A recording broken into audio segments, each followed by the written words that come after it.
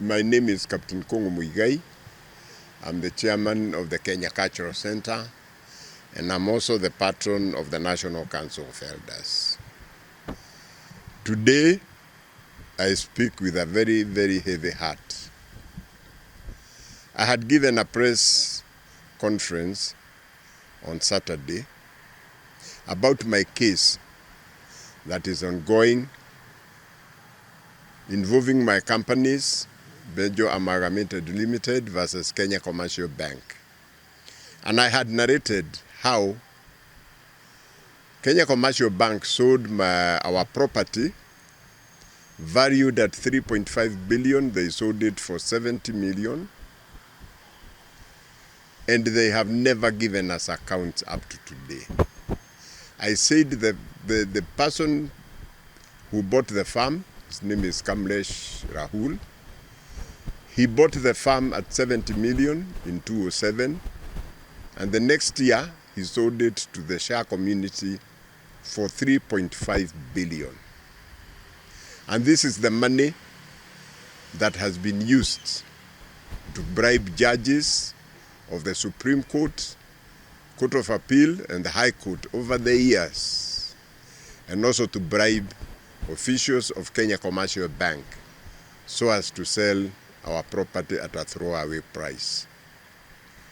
During my press conference, I mentioned that my lead lawyer in this case is Professor Bobu Chalo.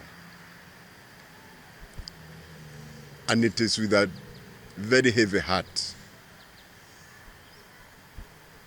that I learned yesterday in the evening, another of the lawyers who is also acting for me called me and informed me that Advocate Bob Chalo had been shot somewhere in Langata. It came as a big shock to me. Advocate Chalo is a humble man, very humble, very affable. Somebody who is soft-spoken, never had him shout at any, and never seen him argue with anybody. And it's a despicable act to kill a man like that. I don't know who killed him or why. I cannot pretend to know that. But what I can state is, in my statement, I had said Bob Chalo is my lawyer. And indeed, Bob Chalo was one of my witnesses who was going to give evidence about how various judges have been bribed with a lot of money. And he was also the custodian of very, very crucial evidence. He was holding 4 affidavits from our witnesses who either participated or were privy to the giving of bribes to the judges. He was also a custodian of 2 audio recordings, which were actually recorded when these judges were being bribed. It's a sad day, indeed a very sad day for this country, that we can lose somebody of the caliber of Bobu Chalo. He was a professor in law. I will not blame anybody because I really don't have an idea who killed him. But I have accused a cartel made up of the Shah community, Kenya Commercial Bank, and various judges in the Supreme Court and the Court of Appeal and the High Court, that they conspired. I can call it a criminal gang. They conspired and they committed serious crimes. This was one of the men who was driving this case together with the evidence. Today, I reported to the DCI Director of Criminal Investigations. Because I cannot access his office, they told me it's now a crime scene. I cannot access his home. So I reported to the DCI that these documents and this evidence was in the possession of the lawyer. So I have requested him. I have requested the DCI that whatever they recover in the process of the investigation, to give me an opportunity, because the evidence, my evidence, the lawyer put it in an A4 envelope. We sealed it together and he wrote my name on top of it. So I described the parcel to the DCI and I asked them if they come across such a package to please contact me so I can go and identify it. First of all, I want to send my condolences together with my family. Advocate Bob Chalo, we are related by marriage very closely. So he was my lawyer and he was also family. And I am saddened, and I said my family and my condolences to his family. We of course visit them. But I will say this. This was a young man with young children. If that criminal organization that I have named is associated with his death in whichever way, I'll pray to the living God that he pays them blow by blow so that they don't fight peace. Neither do their children or grandchildren fight peace.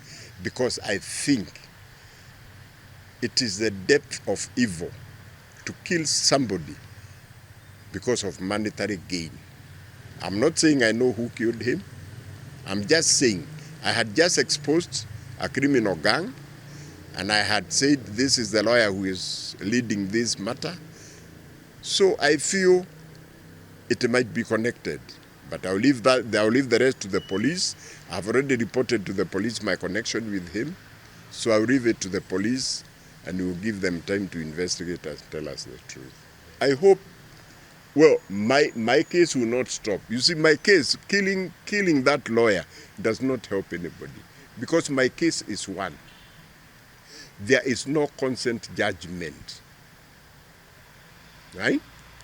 It doesn't matter what they do. It doesn't, even me, they can kill me. But unless they can produce that judgment, which they rely on, which they even quote today, in their reply today, the judiciary spokesman, Mr. Demo, is saying there is a judgment entered on the 4th of May 1992 in the High Court case number 1219 of 1992. So if that judgment is not found, it doesn't matter who they kill, they're not going to get out of that trap. But all the said and done, my case, my allegations against the bank, Kenya Commercial Bank, the judiciary, the 11 judges, 5 judges from the Supreme Court and 6 judges from the Court of Appeal, and the Shah community still stands. I still stand by those allegations. I have seen a statement by the spokesman of the judiciary, somebody called Demo. And it is flabbergasting because he says they deny every allegation I have made. They deny every allegation I have made. And he goes to explain what happened. And once again, he talks about a consent judgment dated 4th of May, 1992, in the High Court Civil Case number 1219 of 1992. He says that is the consent judgment that made them sell my farm And that is a consent judgment that settled this matter. And once again, I am asking the judiciary, and I'm asking Kenyans to support me on this. Let them produce that judgment. I am challenging the judiciary. They have written clearly in their statement by their spokesman that we entered into a consent judgment, which settled all these issues. So I'm challenging them, as I have done over the last 30 years. Produce this judgment, produce this consent judgment. What is so difficult? This is a physical document. I have said the judge who was supposed to have recorded it, Justice Erastus Githinji, he has written a ruling, an official ruling saying there is no judgment like that. The police have investigated and said there is no judgment like that. The registrar of the High Court has written and said there is no judgment like that. The Law Society of Kenya has written and said the lawyer who is purported to be my lawyer, Mr. Menye, did not have a practicing certificate on that day of that judgment. So it is obvious there is no judgment. But even today, in the statement that they have issued today, they are still talking about a consent judgment which does not exist. So I will not cease, I will not stop until they produce that judgment to silence me.